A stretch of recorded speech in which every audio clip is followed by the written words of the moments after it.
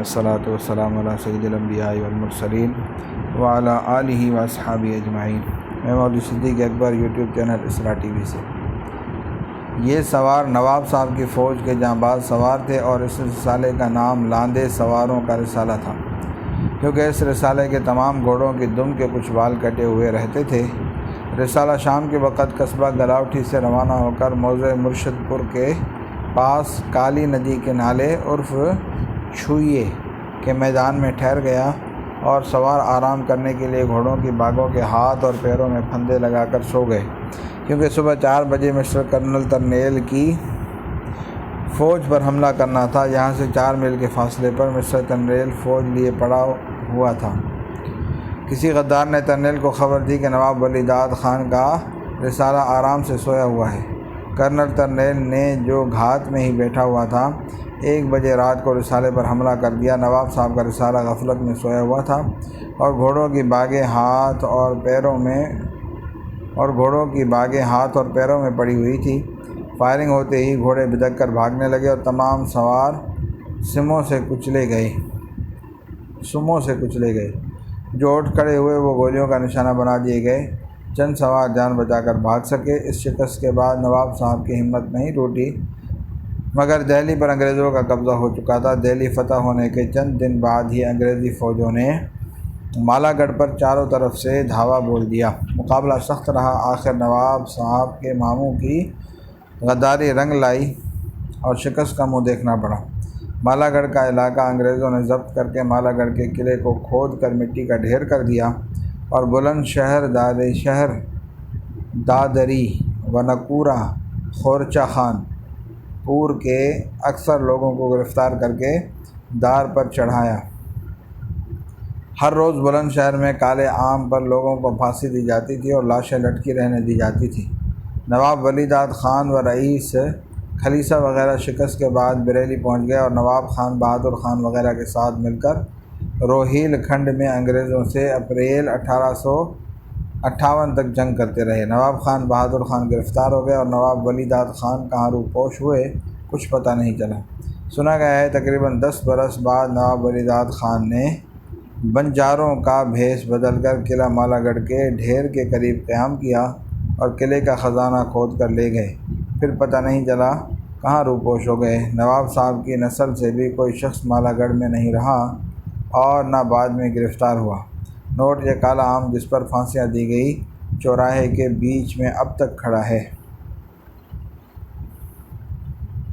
ایمن پدھان گوجر رئیس اساور ضلع بلند شہر۔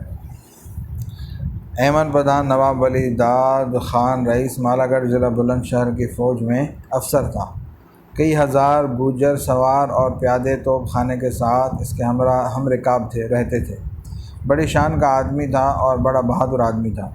جدوجہد آزادی 1857 میں نواب ولی داد خان مالا گڑھ کی ہمدردی اور وطن کی آزادی کے لیے اپنی تمام قوم کو جنگ آزادی میں جھونک دیا۔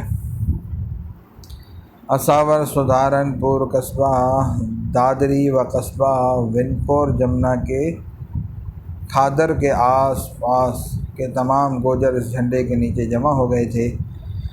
نواب ولی داد خان کو گوجر فوج پر بڑا بھروسہ تھا۔ ہر حملے میں گوجر فوج پیش رہتی تھی اور آخر وقت تک بڑی بہادری سے لڑتی رہی۔ سکندر آباد پر 3 دفعہ حملہ کیا۔ کورلی بھٹونا پر حملہ کیا جہاں کئی ہزار انگریزوں کی طرفدار موجود تھے اور مالا گڑھ پر حملہ کرنے کی تیاری کر رہے تھے۔ سدھارن پور کے راو دت قبیلے کے 4 گوجر لٹس، ہردیال، گردیال وغیرہ نے بہادری کی مثال قائم کر دی۔ موضع بینوئی میں کئی ہزار جاٹ جمع تھے اور نواب صاحب کی نو مفتوح علاقے پر حملہ کرنا چاہتے تھے۔ چاروں بھائیوں نے موضع بینوئی پر حملہ کر کے ہجوم کثیر کو منتشر کیا۔ لٹس کی بتیسی میں بلم لگا، مارنے والا کھینچ نہ سکا۔